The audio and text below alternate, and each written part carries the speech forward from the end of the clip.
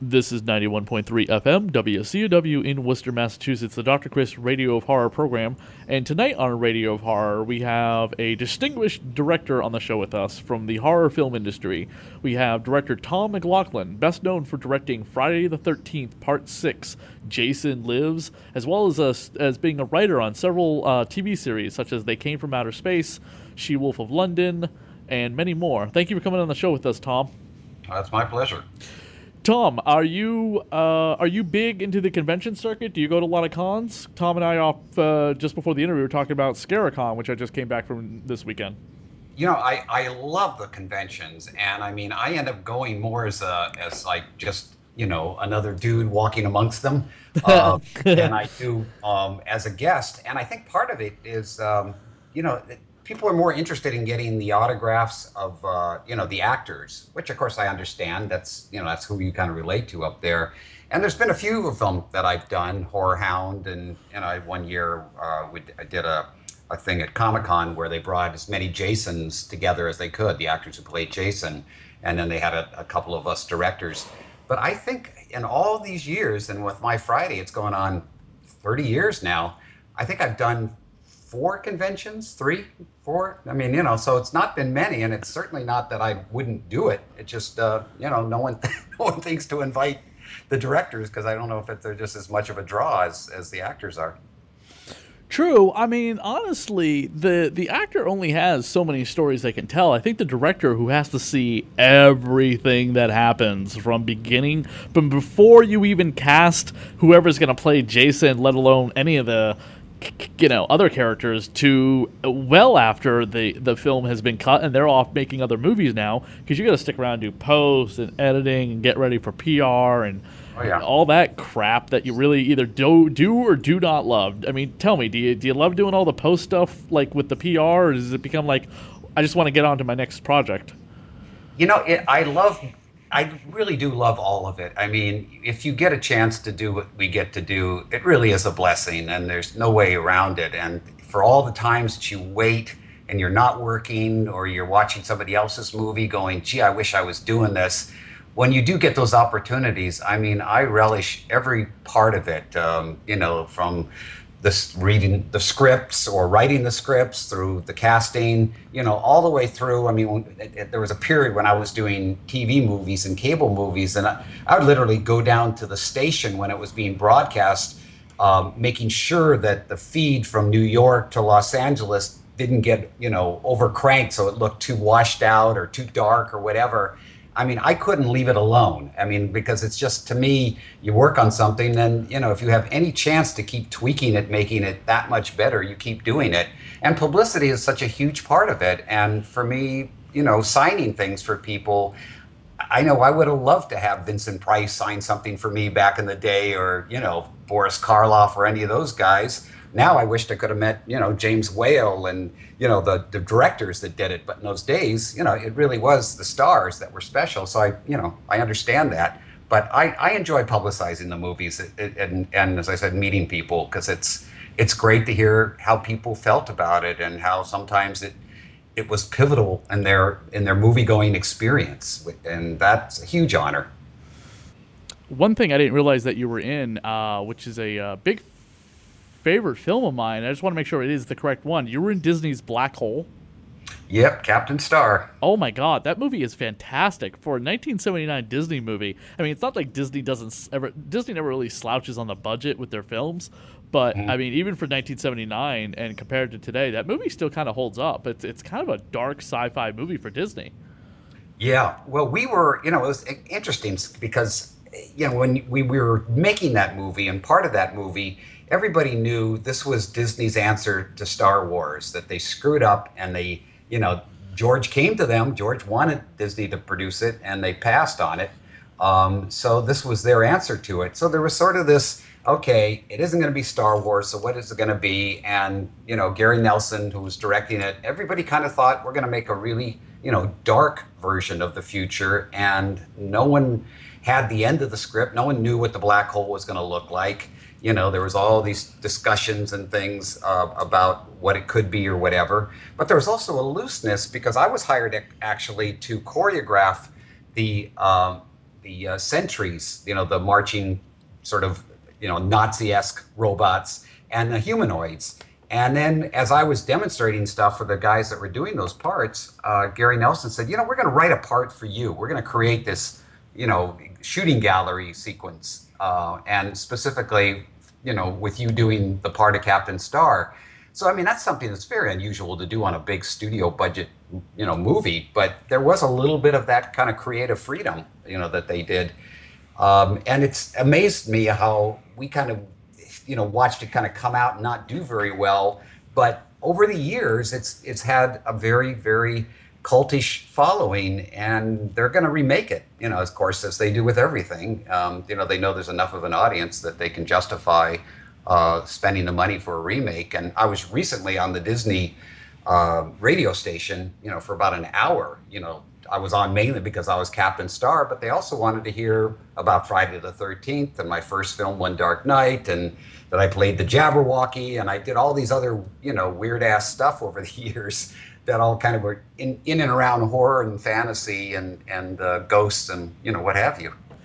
For a minute there, when I was going through your IMDb, I thought you were, when I was looking through your director credits, I thought it said The Haunting of Helen Keller. I was like, what? It's The Haunting of Helen Walker? Helen Walker, yeah. That's Turn of the Screw. That was something, the innocence with the Deborah Carr has always been one of my favorite ghost stories. And when I was doing TV movies, they said, what is something you want to do? And I said, I would love to do a television movie version of that and try to really make it creepy and so on. And we were, really kind of going for, big British actresses and stuff. But CBS and my relationship with Valerie Bertinelli was the thing that basically got it greenlit. So I said, well, if we're going to do that, let's make Valerie an American, who married a British gentleman. He died. She needed to go out and get work, and she ends up becoming a nanny of these two little British kids. So we basically did the Henry James story. But, the turn with it, or my turn to the screw, was having it be an American. And the kids were just amazing in that. And Valerie did a very good job. But I think for most people, Valerie is such an, an 80s American actress. They had a hard time accepting her in a period movie, which sometimes happens. You just don't quite look like you belong in another period. You're just, especially with TV actors, they're so identified, with coming into your house and being a part of your life on the week-to-week series. Have you noticed that on IMDb, Friday the 13th, the series, has been renamed Friday's Curse? Well, actually, that's the title that it was in Canada. When we were shooting it up there, it was called Friday's Curse. Which is like... It aired up there. Down here, they called it Friday the 13th, the series. Yeah, and that makes a lot more sense to call it Friday's Curse than whatever marketing little scam they were trying to pull with that one. Yeah, it's funny because Frank, that came about literally right after I finished my Jason Lives movie, and Frank sat down with me one night and said, we're thinking about doing this series called Friday the 13th, the series. And I go, how are you going to do that? That doesn't make any sense with Jason every week. And it's like, no. We're going to it's going to be like we're using the name, but in truth, we're going to be doing this whole other story about cursed objects and things. And I go, aren't the fans going to be pissed off thinking they're going to get Jason? He goes, yeah, I don't know. We'll see. I didn't think it was actually going to go through. I don't know. We'll see. But now they're talking about, they're still holding on to it. It hasn't officially gone through yet, but the WC, is that what they're called? Yeah. CW. The CW. It's Warner Brothers station.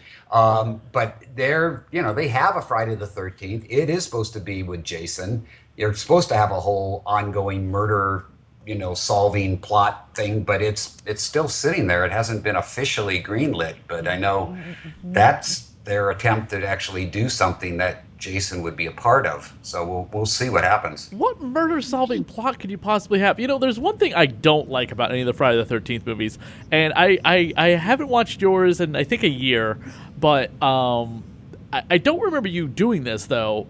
So I give you credit for it, but why up after a while, did they keep like showing just Jason's legs walking around? It's like we know who the killer is. Stop with the bullshit subterfuge. I think you do show Jason with the mask. I mean, it might be still, you might have other shots as well as his arms, but you do see Jason killing people before we get to the end of the movie, where like part 4 and part 5 and part 3 and part 7, we don't see Jason's mask till like the end of the movie. You know what I mean? And it's just like, stop it. We know who it is. This isn't part 1 again. Really, I didn't. I never really thought about that, to be honest with you. I mean, It's such crap. It's the same thing with like Chucky films. They keep like cutting away to whoever's killing the people, but you know it's the freaking doll. yeah. Well, I think some of that too is probably, just the way the director wanted to go about kind of create some sort of, I won't let you see them until certain moments, as opposed to, showing the same types of shots of the same face of the killer. I don't know. I certainly can't, answer to anybody else. I know when I was shooting that I had, certain shots where you'd see him moving along and, we just focus on hitting a machete in his hands, or see somebody's feet running and you see his feet coming. But it always at some point went to the torso and you saw the force of Jason coming at you, which I thought, is always the important thing, is that he might not move, in a running way as he did in some of the earlier movies, but he's unrelentless, which is what, my feeling was. It's just that force of evil that once it gets, on your tail, it isn't going to stop. You're going to get tired before he ever does. Did you have more fun making the TV series or the one movie?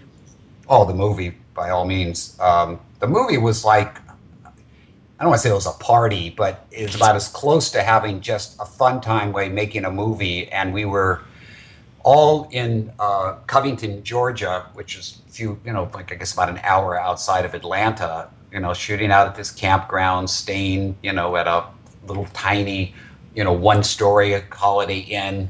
And it was like we were all in our late 20s, and there was just that sense of, okay, we're doing one of these things. We're going to have fun with it. We're going to enjoy the experience. And here we are 30 years later, and we're basically all still friends. And I'm talking about, Tom Matthews and, all the leads and, the people involved with making the film and the visual, effects people. I mean, we did not have a bad experience with that at all. And so when somebody says, hey, there's going to be a screening, you want to come, everybody shows up. It's like a great, like family reunion type of thing. The TV series was fun, but again, that was in Canada. Didn't really know anybody. Came to know and love the cast because I did a few of them, and it was just a very different thing because each show was a different cursed object and a different set of characters that would come in, for those stories. And John LeMay, who was one of the leads, in fact, I just talked to him a few days ago. It was his birthday, and we still stay in touch. So it's like, if you have certain people like that you've had, in fun as well as creative experiences with, that you do want to keep that going over the years. Your film has been called, and I think it was mentioned this on the Crystal Lake Chronicles exhaustive documentary, that your film's kind of like the action movie of the Friday the 13th series. I guess you could say that. Part of that was what I wanted to make this into a movie, and I mean I'm one of those few assholes that makes a distinction between films and movies. And to me, a film is a very kind of a personal kind of character or point of view about something, where a movie is like a ride. Like a good movie is, Jaws is like a great movie, where the term blockbuster came from. Raiders of the Lost Ark to me is like the definitive movie. I mean, it's like, Jesus, it's just like never stop, and it's incredible. And when I came at this thing, I said, I just want to throw in everything that you hadn't seen before. A little bit of car chases, fights, underwater stuff, bring in the kids, keep having elements that you go, wow, that we haven't seen before. Because, I grew up, with the whole thing in Hollywood of after the success of Halloween, if you wanted to make a horror movie, it's like, great, get a forest, get a knife, get some girls, and maybe somebody in a mask or a hood or something, and that was pretty easy to get a movie made that way. And then we had an awful lot of those slasher movies, and most of them really didn't have much of a plot or characters you particularly cared about. But I wanted to kind of come at this saying, well, I want to try to have some kind of a reason why Jason is coming after Tommy. Well, he woke him up from the dead. That's good enough. I mean, none of the classic monsters ever wanted to be walking dead. Frankenstein didn't, Dracula didn't, the Wolfman didn't want that curse. All these guys, that was all part of the mythology. And I thought, well, if you're going to raise Jason up from the grave and use the old Frankenstein method of a lightning bolt, well, he's going to be pissed off at the guy that did it. Plus, he's the kid that basically killed him to begin with. So there was something that sort of drove the whole thing towards this conclusion of Tommy's objective is, we'll put him back down in the lake where everybody believes where he drowned. And, and then the rest of it, whoever gets in his way, it's going to, go bye-bye. So along that path, I just wanted to have as many action things and comedy things, and so that it was a piece of entertainment that hopefully would survive being just another slasher movie.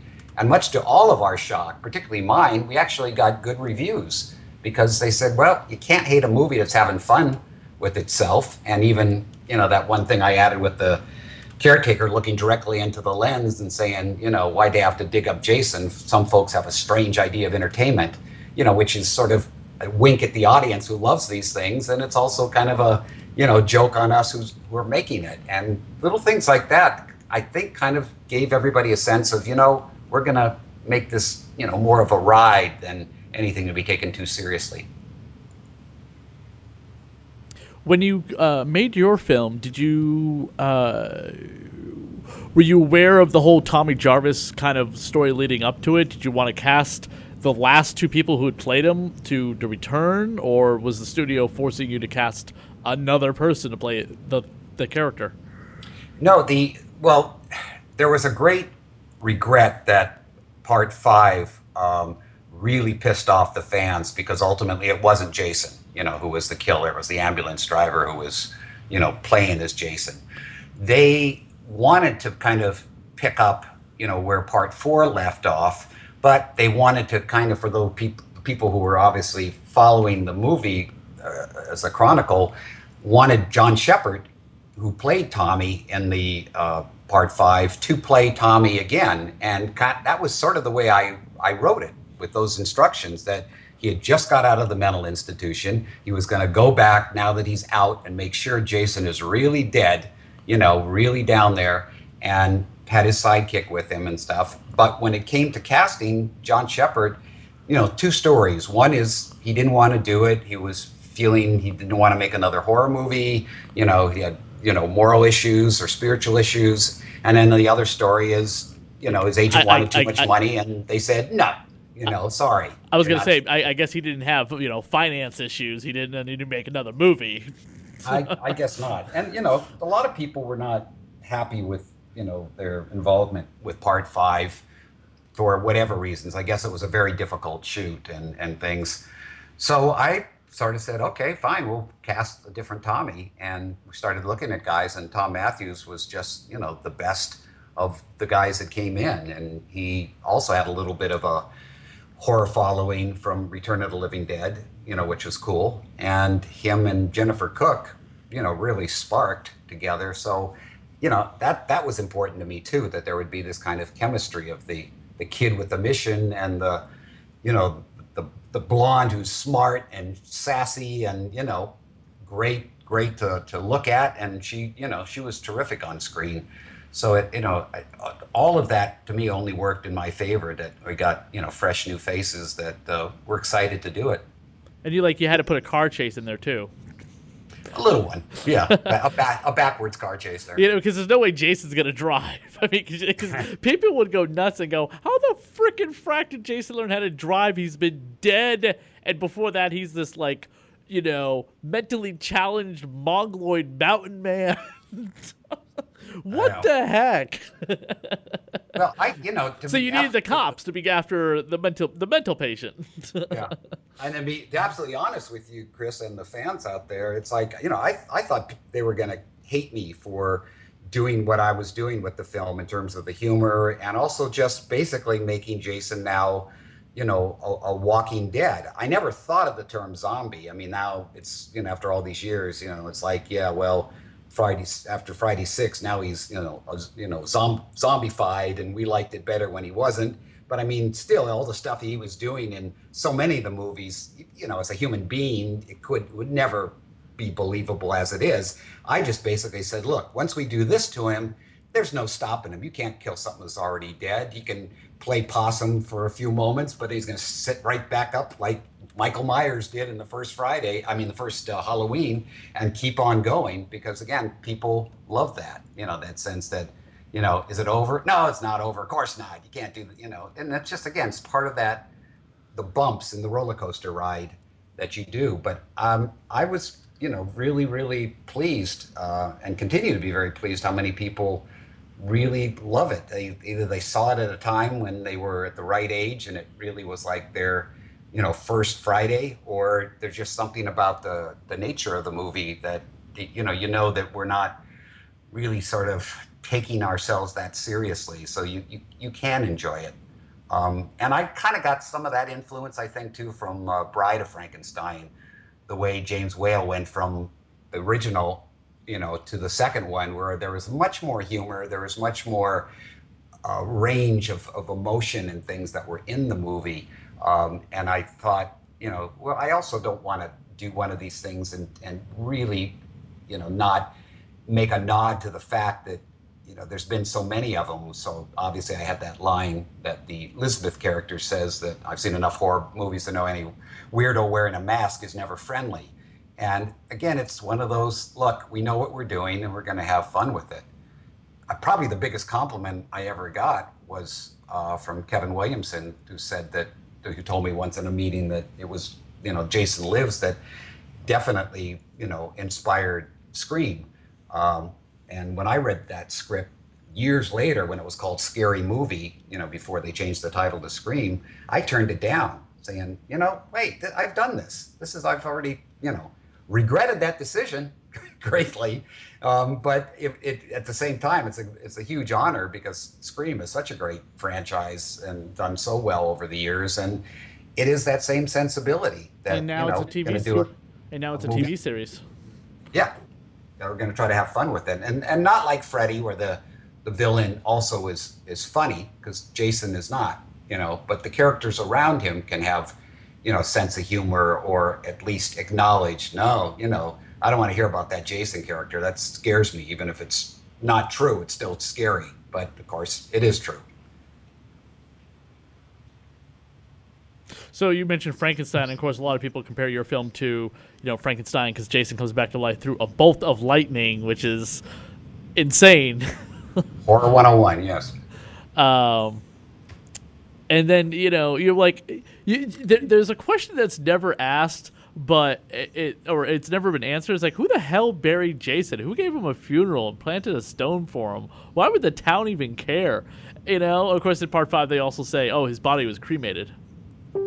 Yep, that came around, and probably in truth, it probably should have been if you really were going to do that, or put him in an unmarked grave so no freaks come around and go, oh, let's go check out Jason. But the whole, you have to look at my film in that whole mindset that it is a gothic horror movie, period.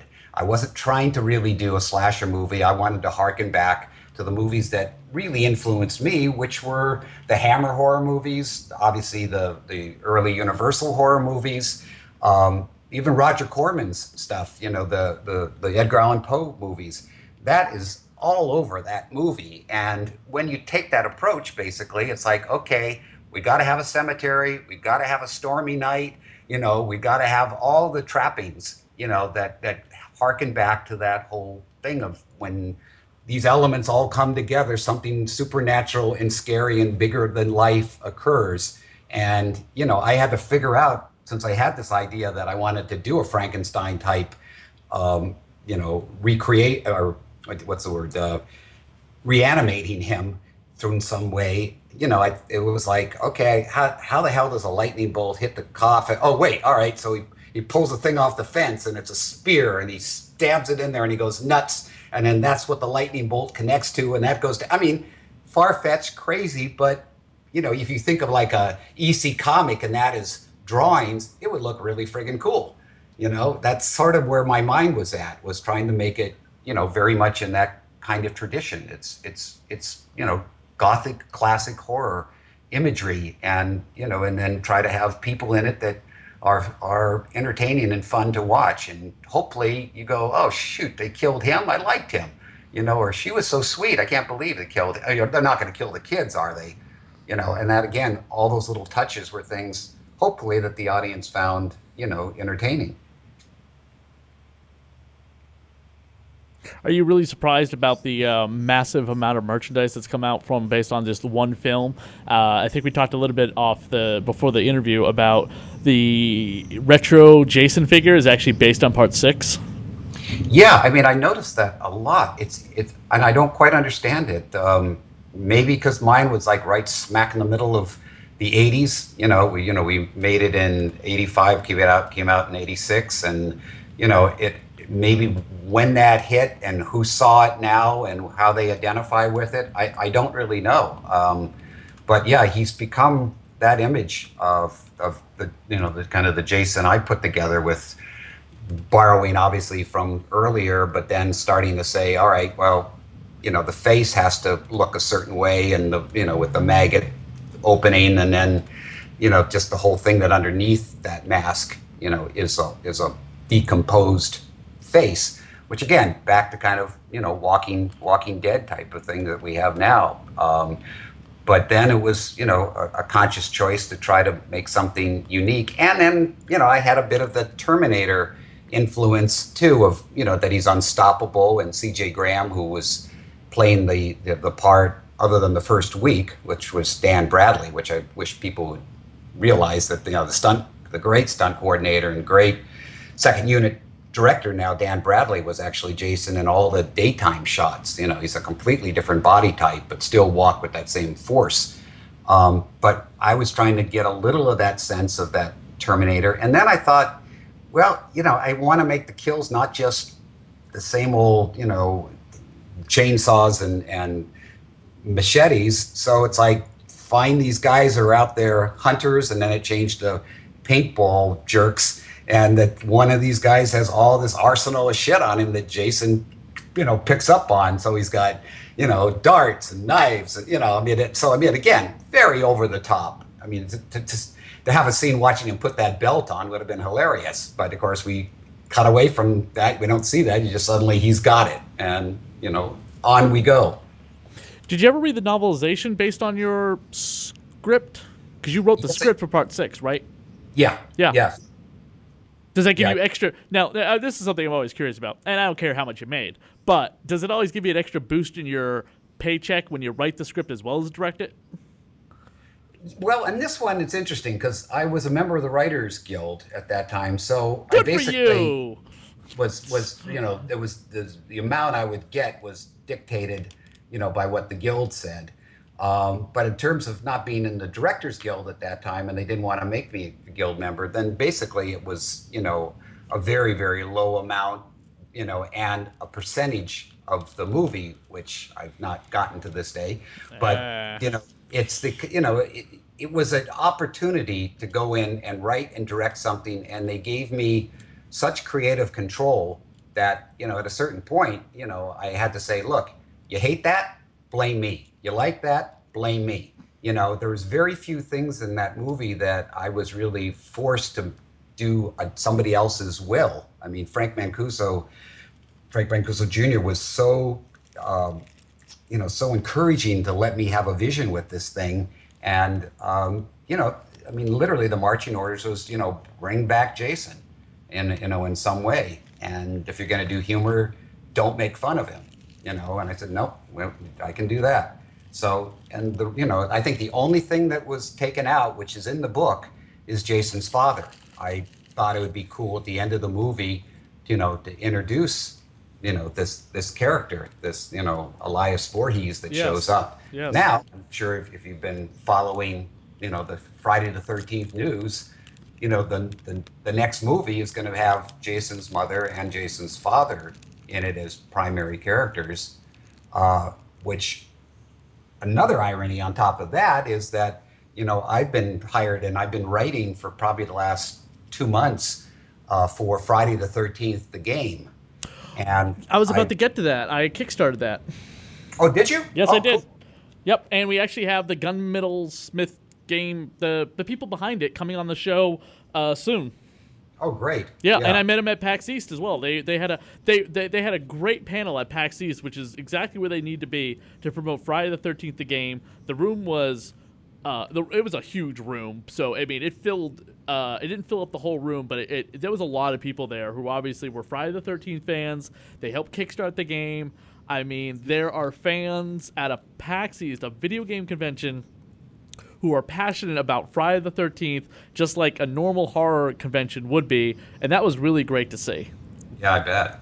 Yeah. Well, I was, to be, quite honest, I was really honored to be joining, Sean Cunningham and Harry Manfredini doing the music, and Tom Savini and Kane Hodder, who's actually doing the Jason, movement and character in there. Yep. And my job is literally to give Pamela Voorhees a backstory, as well as her talking about her relationship with her son and her relationship, with Jason's father. And I've put in, which I'm not going to reveal here, some new character twists and information in terms of what happened after the day after his murder, or not murder, I'm sorry, with his death. And, is he I think really his mother out in that lake or not? I think his mother would have said those counselors murdered her son. Basically, yeah. I mean, there's definitely stuff of her saying, if they weren't off. Can we use the F word on this place? Yeah, you can. They were screwing around. They were screwing around and smoking dope. And I don't think it's 2016. Do we even say smoking dope anymore? But why these kids were off fucking my son drowned. Yeah. So I mean, there's a lot of anger, and you begin to see she is already falling apart to the point of some sort of vengeance. What's funny is that you look at a TV series like Bates Motel, which is going on 4 seasons, and I think is going to get renewed again for a 5th season. And that's all about how Norman, I mean, that has so many plot lines in it just to get to the part where Norman kills his mom. I mean, but they're slowly developing his split personality. And this season they've really upped it up, and they don't leave the house nearly as much. They had 3 seasons just dragging out stupid, small town plotline mystery horror problems that almost had nothing to do with Norman Bates. And I'm wondering if they do a Friday the 13th TV series, is that what they would do? But they're also talking about this Origin Jason movie, which is so is he going to drown at the end of the movie? Are we gonna? Is that what it is? Well, the big question is, did he really drown, or is that just what they believe? Yeah, true. Did he splash around enough that he kind of swam the shore? But and then why didn't if he was still alive, why didn't he go find his mom? Always remember one thing, which is the original Friday was a assignment to make a scary movie off of a cool title, and which I thought that the first one truly did have a wonderful twist, and it certainly introduced those incredible Tom Savini effects and things that made it memorable. But then because it became so successful, it's like, oh shit, well, what do we do now? Well, we killed the mom, she was the villain. How about the kid? Yeah, all right. And suddenly it jumps to now he's a full-grown man, in an elephant man sack head. Yeah. And, away we go. So now you got to start talking about what is the mythology here? Did he never really drown? Did he, it gets really kind of player's choice, what they want to believe really happened. So I'm going to mess with that a little bit with what I'm doing. Again, not clearly answering everything, but giving you, a little more fodder to think about and discuss amongst yourselves. There was a uh, the sequel to Freddy vs. Jason was supposed to be Freddy vs. Jason versus Ash. Like as in Ash from the Evil Dead series, Right. Yeah, I know. which became a comic book. The comic book had a sequel. The sequel to the original went off the rails with like Freddy getting a hold of the Necronomicon and becoming president of the United States, and the world being drowned in hell, and it just got so crazy. But in the end, actually, a couple things happen. Ash defeats Freddy and Jason, as he will, but then he uses the Necronomicon to go back in time and deliver the evidence needed to incarcerate Frederick Krueger, so he won't get away. He won't be found innocent at his trial. Hence, he won't be killed by the parents and become the Dream Master. And then he also. It shows him going to Camp Crystal Lake, but the comic book kind of, I think, ends. And one of the writers I met saying, oh, yeah, there was supposed to be more where he actually stops Jason from drowning because he knows the outcome. And so he alters the entire history, preventing Jason from drowning, his mom going on the killing spree, and then him becoming the master killer himself. Mm-hmm. And I'm like, that's clever. Yeah. So that would have been, I think that if that had been a movie, that would have been a great way to end both franchises before they do the reboot. And of course, I guarantee fans probably would have gone nuts the fact that Ash Williams just negated the timelines of their two favorite franchises. Yeah, I mean, believe you me, I mean, the guys who control the purse strings on all this stuff, I mean, they live in a constant fear that somebody comes up with a cool, neat, innovative idea, but then immediately they start going, but are people going to get pissed off at that? And is that going to end, a real, money pot thing that we have going here? And it's that constant thing of what do people really want to see? And I believe, like any good sequel, you got to give the audience kind of what they want, but not what they expect. So that there's this surprise element that happens where you go, I'm glad they did this, but I'm really glad that it didn't just become the typical this, that they went off and did this. But that's so hard to judge, because when something comes, when you cut the idea and the time you get it made and you put it out there, no idea where everybody's head's going to be at or what other movies have come out and sort of stole the thunder out of that, the twist. It's like after Sixth Sense. Everybody had to have this incredible end with a twist, including, Night on every movie he made after that was this attempt to, catch lightning in a bottle again. And you can't do it. It just, once it's happened, it's great. And then you got to wait about another 10 years to surprise people again. But, we all had to do the mandatory, Carrie end at a certain point, because that whole thing of the hand coming up out of the grave and everybody jumped. It's like, all right, that's the way it's got to be. And look at the trailers. We can't get away from it. At the end of every trailer, you see, all the stuff, and then there's a pause, and then boom, there's some shot with a big sound that punctuates it. And it's like, geez, can't somebody come up with something new? It's like that same thing to try to goose the audience, just like the end of Carrie. It's become cliched, but they don't stop that because they think it works. At the end of your part 6, you have the Jason's eyes are open while he's drowning, which shows he's still alive. Don't you love how in the next film they really play loosey goosey with when the hell do these films take place? With the little girl kills her dad, and then it's 10 years later, and Jason's at the bottom of the lake at that point when she kills her dad. Yeah, and it's who comes up with these timelines? I mean, does anyone watch the previous film? I mean, or they attempt to, like you said, you did, and you wanted to, connect the two films, but it's sometimes you wonder, is anyone paying attention to continuity, or are they just trying to make the next film ASAP? Well, that's the thing with the Fridays. Once they knew it was working, they wanted to just release, and again, it was every 2 years, but because Part 5 did not do well, they put Part 6 into production, much faster, half that time. And basically, when I was, offered the thing, it was okay, here's the date we wanted in theaters. So backing up from that date, here's how much time you have to write it, cast it, find the locations, shoot it, edit it, and then it goes. So, I mean, it really was on, kind of a fast track in hopes that audiences will forget part five and come out to six. But of course, the flip side happened, which is people who were burned or felt burned on part five didn't come running out to part six. It was like, oh no, what's going to be the twist now? It's probably not really going to be Jason. So it definitely hurt our initial box office. Not to mention, I think we came out like 2 weeks after Aliens, the second Alien, and that Oh yeah. still doing strong business. So I mean, we really would have needed that extra boost of the fans excited to come to the next one. And My Friday really took a while to kind of build that. Oh no, it is cool, and that's video, and the DVD and TV market that kind of built up the audience.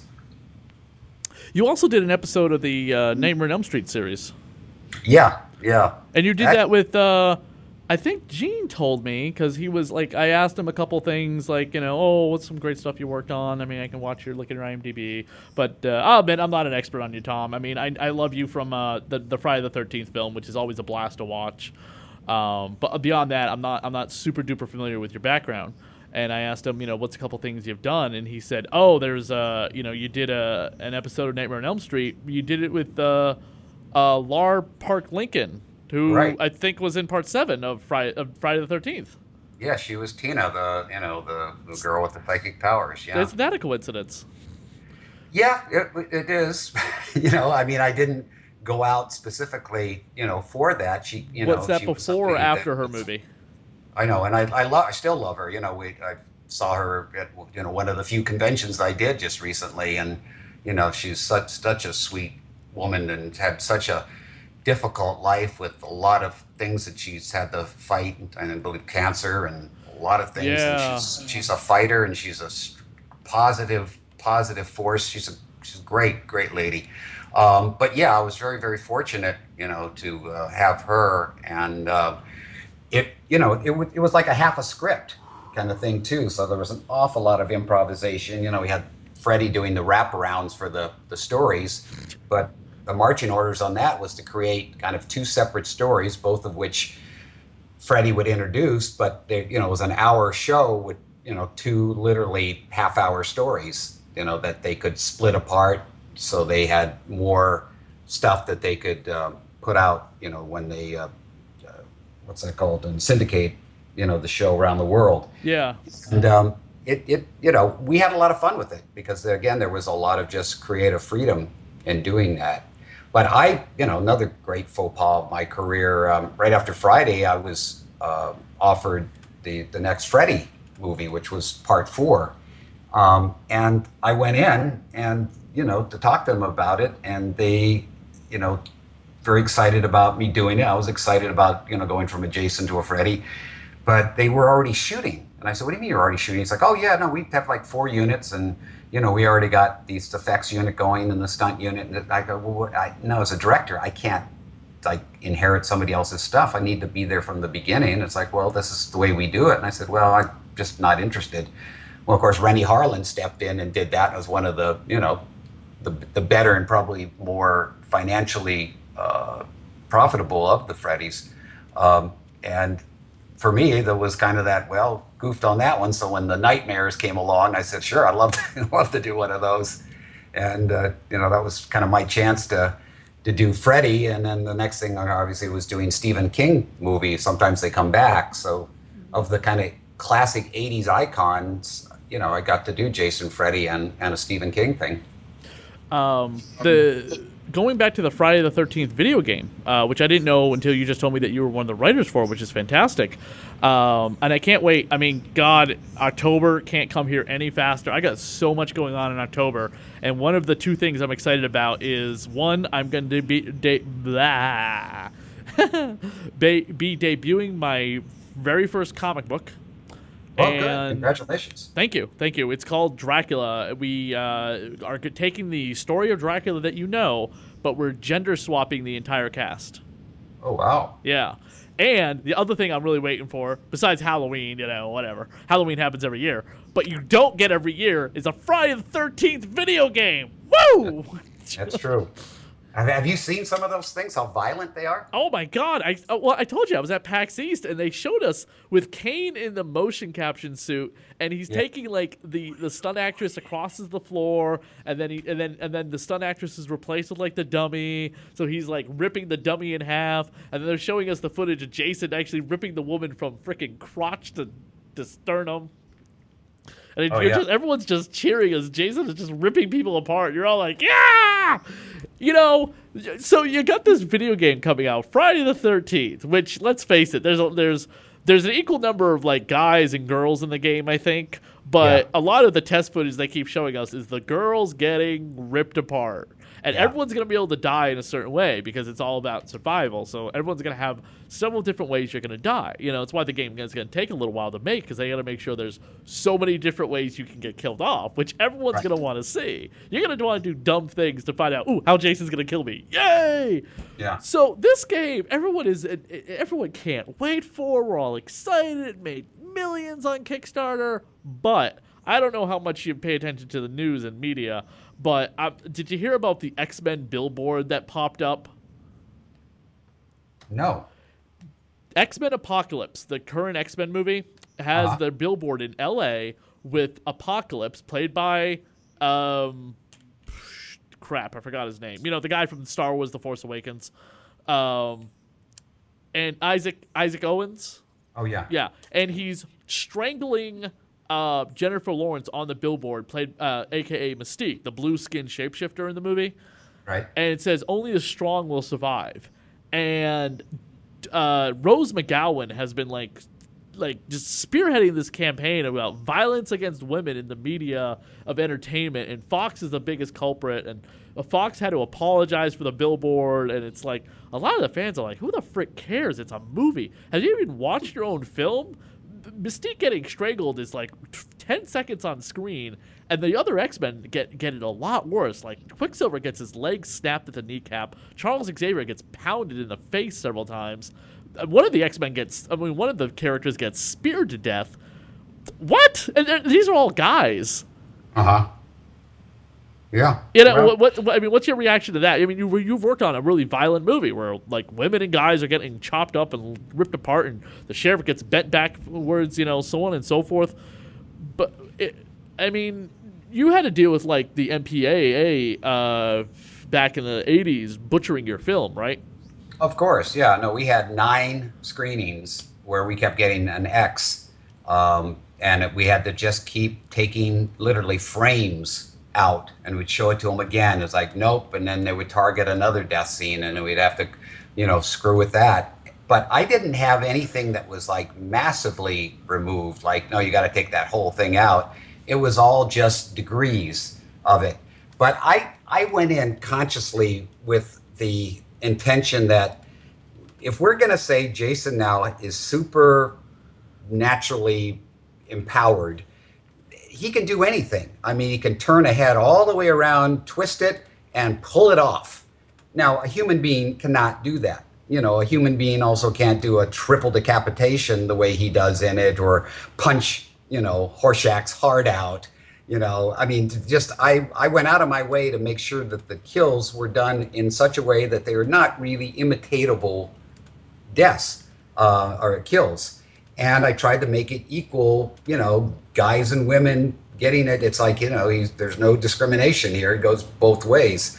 Because the whole thing of having a woman down and screaming and begging and things, if I'm going to do it, which is what I ended up doing with the thing that was with my wife, Nancy, in the puddle of water, is that she was offering money, figuring that, all right, if you got somebody that looks like they're going to kill you, first thing is like, here, take my wallet, take my money. And then, of course, the whole thing turns around as a joke jump scare and the American Express card. Yeah. So trying to have, take whatever is normally thought of as bad and try to put a little twist on it.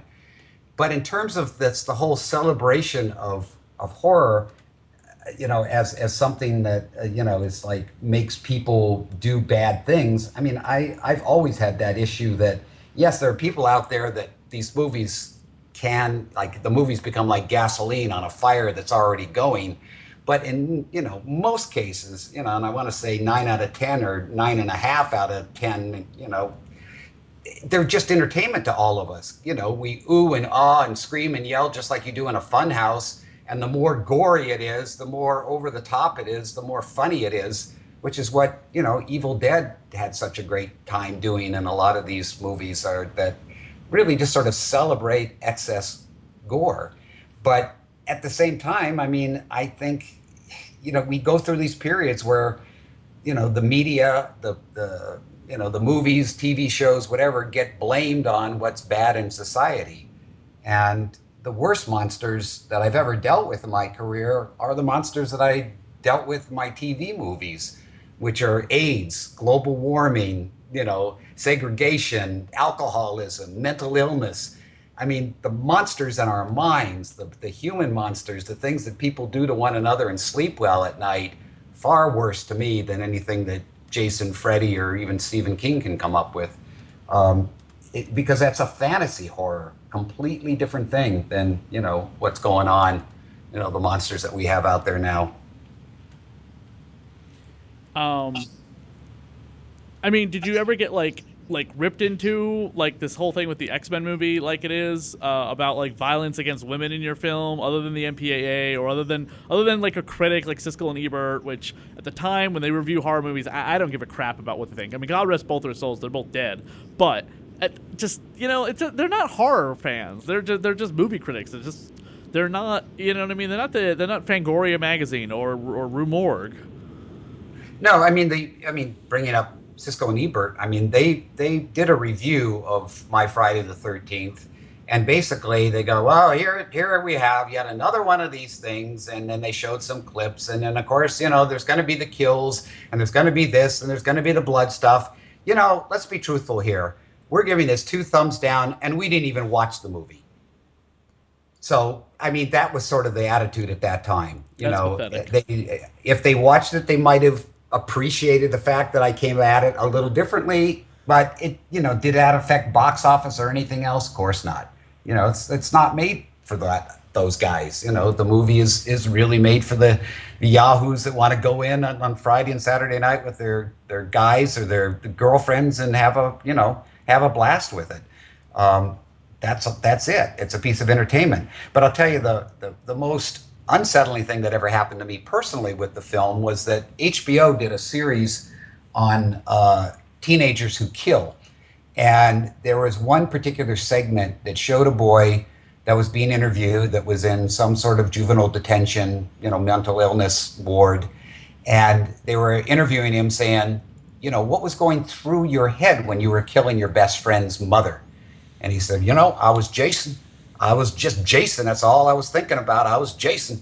And they cut to my poster and slowly did a zoom in as he was saying that. And I was like, oh, shit. I mean, that's the one thing I didn't want to see was that, that was being associated. But for him, that was the way he could separate himself and desensitize himself to that act.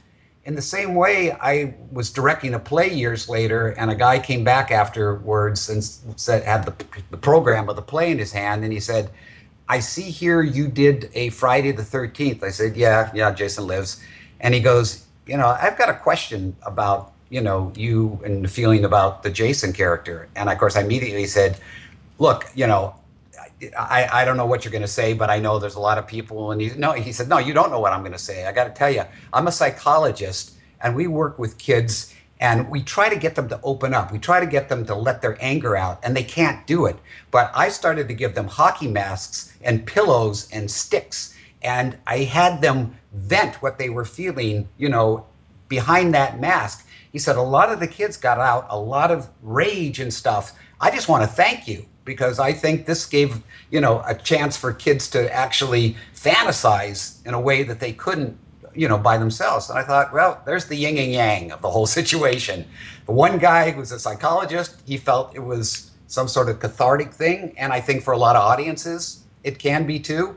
It's like, yeah, get her, get him, you allows a lot of frustration inside of you to be freed through the actions of the character on screen. For somebody else, it can be, what just happened. There was somebody that was identifying with the Purge that was just arrested, and he was going on about he was shooting people and saying, "Yeah, I was on this purge," and so that movie's being brought up as an evil thing. What are we going to do? I mean, Yeah. there's I mean, there is true evil out there. And in fact, you made a movie based on a story that I was following closely because my father was living in Maryland at the time. And you made the movie about the DC sniper. yeah. And my father, it was a made-for-TV movie on USA, which is really strange, by the way. Everyone's bitching and complaining that Patriots Day is being made way too soon after the actual Boston bombing. The movie will come out in 2017, so 4 years after the bombing happened, and it's just too soon. But you made a USA made-for-TV movie like almost a month or two after they caught the DC sniper and tried him. 6 months. 6 months. Oh my God! My father told me a story that he was at the same gas station that the one of the last victims had been killed at just before. Wow. Yeah, he had just left the gas station and went home, turned on the news, and then found out somebody had just been murdered at that same gas station. Yeah. Well, I mean, if you want to talk scary and you want to talk horror, I mean, that period, that crazy act of a guy. I mean, if you really look at what the true story was, is here's a guy who came out of the service, tried to get jobs and stuff, obviously had, temper issues and a lot of things. His wife left him, took the kids. He found another boy that, needed a father figure, taught that kid how to shoot, like a sharpshooter, 17-year-old kid. Then his plot was he was going to start having these people around the apartment complex where his wife lived being, killed like a serial killer, and then eventually kill her. So it'll just look like the random act of some, serial killer. And somehow the story got twisted around that this was a terrorist situation, and it just exploded. And suddenly everywhere in the world, I mean, literally, because I had footage in London, France, every place, people were at gas stations looking around, trying to get somebody else to pump their gas. Any place, department stores. I mean, it became this massive hysteria. And this one poor, sheriff in this community who was responsible for trying to catch this guy, and the whole country going, get him, get these terrorists. And it was, this crazy plot that this guy continued to do with this child. It's an incredible monster story that, if you told it to somebody or made it up and said this is for a movie, no one would believe it. But it really was something that when I started talking to people who literally had FBI gag orders on to not reveal certain aspects about the case, they were more than happy to talk to us about what went on, what they found in the trunk, how the shootings were actually being done.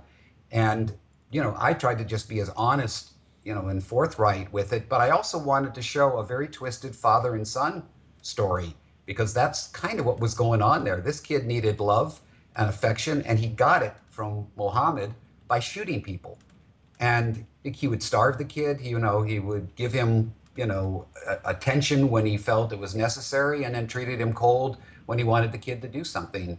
And it was a very, very, that to me was the darkest aspect of the whole story. Not just, poor Chief Moose, who really, had a whole country going, get him out of that position, let somebody else do this. And he hung in until finally, obviously, it was a fluke when they caught the guys. But that was, that to me was a very, very incredible horror story that was, to me, far more frightening because it was so massive. We were all scared of that, of getting shot at that time. I was also told that you were working. You have a band coming up to get on a more lighter topic of death, destruction, mass killers, and snipers. You have a band, and the band's getting back together or something. Talk about that for a minute.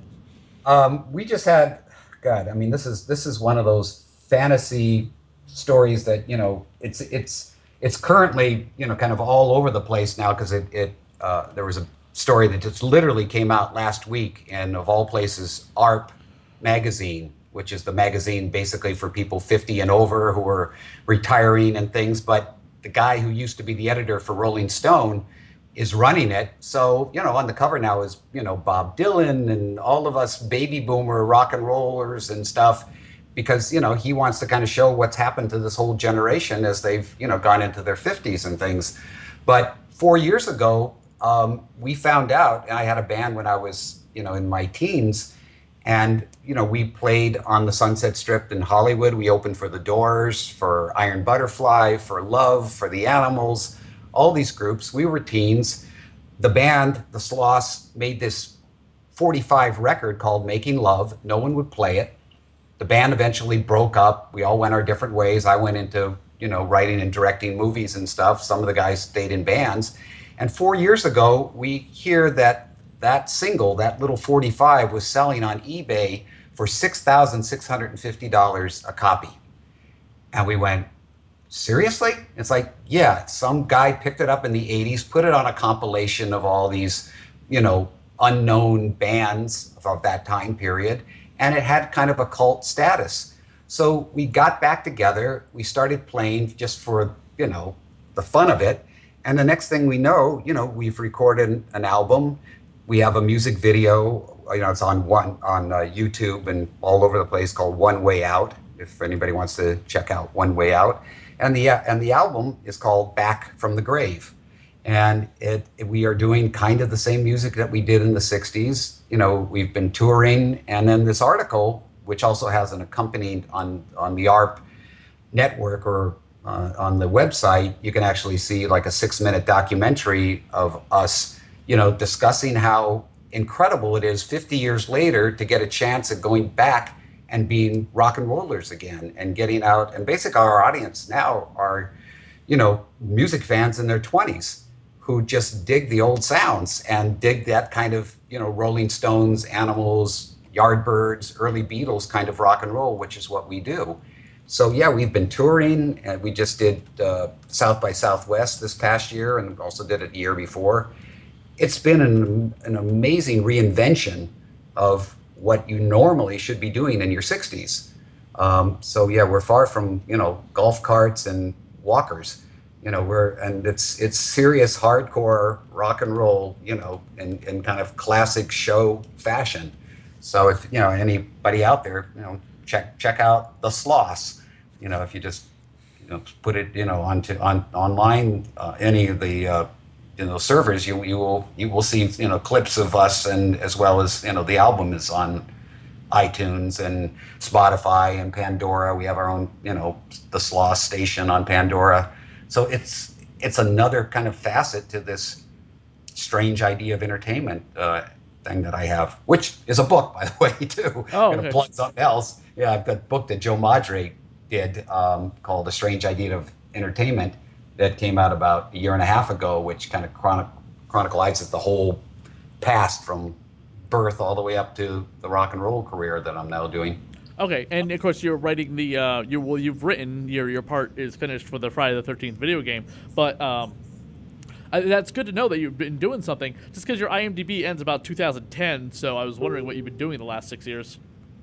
Yeah, it's been. I mean, you've been in a couple documentaries, of course, but yeah, the TV movie world, of which I was, probably, did the most amount of work in, added up to almost 40 films. And I mean, actual, like feature films, but done as TV movies or as cable movies or miniseries and things. But that world all kind of, came to a screeching halt, at the end of the 90s.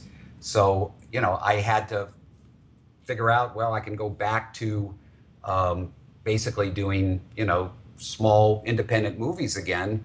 But, every year there's another wave of young filmmakers. So you're competing with all that. And I applaud those guys because it's like, I love seeing new ideas, new films. A lot of the films really pay homage to the 80s movies and 70s horror movies, which is fun to see. But yeah, I just thought, I can't keep doing this. I've got to find, other avenues of being creative. So Well, at that, least and you're happy. It seems because you got your rock group going, even though you're not getting the TV movies anymore. You at least get your rock group going, and if you yeah. know Well, you had a lot of work, so I hope that you've got some great money put aside from all the work that you've accomplished, and that way you can be like, maybe I'm kind of done, maybe. no, no. Read the book. You'll see I'm far from done. Okay, that's Far good. from done. And it's, I've got, horror scripts that I am continuing to write. This coming Saturday, I'm going to Seoul, Korea with a group of filmmakers because I also am a film Wow. professor at Chapman University, Dodge College. And we're going over, and I'm basically, overseeing, producing, executive producing, what you want to call it, a movie which we're going to shoot in Korean of a script that the guy the team wrote, and then they all come over here to California and they're going to make a film in English, and so it's this great collaboration of film students in Korea, film students here working together. So I've been very active in teaching writing, directing, and film production, at Chapman. And for me, it's an incredible opportunity to keep, involved with the really what's going on with the industry, which is the young, influenced by all the films and stuff generation that's wanting to make movies. Obviously, all the stuff that can be going on in the digital world. And one of the star directors was the one who directed our music video, and it looks awesome. I mean, the guy did a great job, and the whole crew was all Dodge College, graduates. So it's like, for me, it's this benefit of being able to kind of pass on stuff, still stay active, and still, I'm still working towards, making another film. Part of the reason I did television was that I was making a film maybe once every 3 years. When I was doing TV movies, I was doing 3 films a year. So if you care about making films, was to me more important than like sitting around talking about getting a film made. Yeah.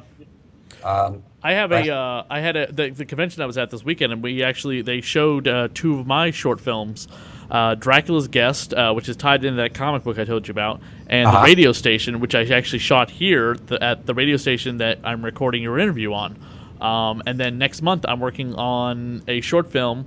Hopefully, I'm going to be meeting with the director this week to talk about it, called The Sleepover, and it's a kind of tongue-in-cheek horror comedy about sleepover movies. A couple girls in their underwear watching horror movies, drinking beer, and someone tries to break in. But there's a bit of a twist I don't want to give away, but it's kind of funny. And the couple people, the actress that read the script, she absolutely loves it, and the director thought it was pretty cute and funny, but she wants to change a couple things. So I'm going to be talking to her about that. Yeah. Well, it was. I mean, like even today, like 2 hours ago, I was in a casting session down the street here in Hollywood for this movie that we're going to be shooting here in a month, and but I kind of sat back and and watched this generation of filmmakers doing the casting, shooting it, talking to the actors, and then after the actor would leave, then I'd say, next time, here's what I think you would be, could try to do. So it's a chance to, kind of pass on after so many decades of experience that I've had to people that, are really hungry to want to do it. And, it's like, try your own method. But if that doesn't work, there is a craft to this. There is things that actors like to hear. There are ways of doing shots that, if you try this and this, you can actually accomplish what you want, as opposed to, killing yourself to do something that you don't have the budget or the time to do. So there's a lot of reward in that aspect, but it's far from being over for me, because I just have, to me, so many things I still want to do, so many things that still want to say, and the rock and roll gives me an immediate voice, being able to get out there, put on a show, and do crazy things. And one of the things I also get to do is sing "The Man Behind the Mask," in a Alice Cooper voice, and every Halloween we pull that song out, and I actually did it at one convention, with a band that they put together at the convention. So it's a lot of fun too to get a chance to do something that's obviously part of my life too, with having Alice Cooper do the music on my Friday. Yeah, that's right. He was involved with the Man Behind the Mask. That Yeah. was that movie. I just tried every time I hear the music video. I'm like, God, which Friday is that? That must have been amazing. Yeah, yeah, it was. It was a great thrill because again, going backwards, I knew Alice when he was Vincent in a group called the Naz, and we played on the same bill together. We hung out at Frank Zappa's house together in Laurel Canyon. I was more shocked than anybody when suddenly one day it's like Alice Cooper is Vincent. Oh my God, and watched that whole career take off. When back in my day, he was just another struggling band like the rest of us. Well, Tom, I mean, there's so much more I could probably talk to you about, especially with the video game coming out. One last thing I will ask about the video game, which I don't know if you can probably say yes or no about, but I'm an investor, so you must answer to me. No. Is there anything from your film being put into the game other than the fact that the director is helping write it? Is there any visuals? Are there any kills? Is there any, scenery, That's two-part answer. One, yeah, all that I'm actually writing on the film is the Pamela Voorhees tapes, and these are actually interviews with the police and Pamela the day after Jason has died. Okay. That's really cool. I 1967. heard about that, and I thought that was really awesome, but I didn't see who So, was actually writing those. So they're yeah, basically like, that's my contribution. There's going to be a series of tapes that you will find, during the hunt for Jason, that will give you little kind of backstory things, and I'm also trying to write them so that they're scary little pieces in and of themselves. It's not just information. It literally are kind of unsettling, almost like a radio play or podcast, with sound and the actors obviously playing out a scene that hopefully will be scary to listen to, as well as kind of insightful about who Jason's father really is, or who is Jason's father really was, and apparently, what might have actually happened and how she first took to the idea that they were not doing a very good job searching for her son. So there's a lot of drama that kind of occurs in that, but that's really all my contribution is. As far as the other stuff, I think they're creating a lot of original stuff for these kills and what happens. I don't think they're necessarily basing them directly on anything from the other movies. I could be wrong on that, but from what I understood from talking to Harry Manfredini, about because he's got to do tons and tons of music, because every time as a player, if you make one choice, one thing happens and he's got to write music for that. If you make another choice, something else happens, he's got to write music for that. So this man has got one hell of a score that he's doing for this game, because it's all going to sound like very authentic Friday the 13th music, and nobody does it like Harry. It's kind of funny about these little tapes that you find around the camp with Pamela, confessions or whatever, because in games you always uncover files or audio recordings and things like that. And then now thinking not trying to get in any other video game, but think about a Friday the 13th game. It's like, did the police take the tapes out of the archives and bring them to the camp and then lose them? Was there a flood through the entire town and they just washed up on the camp? How the hell did these tapes get everywhere? They should be in a police lockup or in the courthouse. Well, yeah, where they're going to find them, I don't know. It's what the hell? The way I looked at it This is, sounds like evidence the to police me. department made the tapes, and they've been sitting in some vault all these years, nobody paying much attention to it, and then somehow, like anything else, suddenly, they're like, recordings of Jimi Hendrix that keep appearing, it's like, where the hell did all these come from? Suddenly it's like, all these lost, recordings. This is that same idea that suddenly somebody finds these things that no one knew existed, and how they're going to put them around out there, I don't know. That's up to them. Well, again, Tom, thank you so much for coming on the show and talking about one of our favorite horror movies, Friday the 13th Part 6, Jason Lives, as well as everything else you worked on. You know, a classic Disney movie, The Black Hole, which is awesome, and the fact that you're working on you're the writer for the video game, the little Easter eggs scattered throughout the game. That is really cool. Thank you so much for allowing us to talk to you about your great body of work. Great. Well, thank you, and I really appreciate, great questions, and I really enjoyed it. And please, guys, check out the Sloss. I'd love you to, take a look, see what you think, make comments. I'm really curious to see what you feel about the Sloss out there, and our music video, One Way Out. Definitely, I definitely will, and I'll definitely try and maybe find a song and play it on the air for you sometime. Great.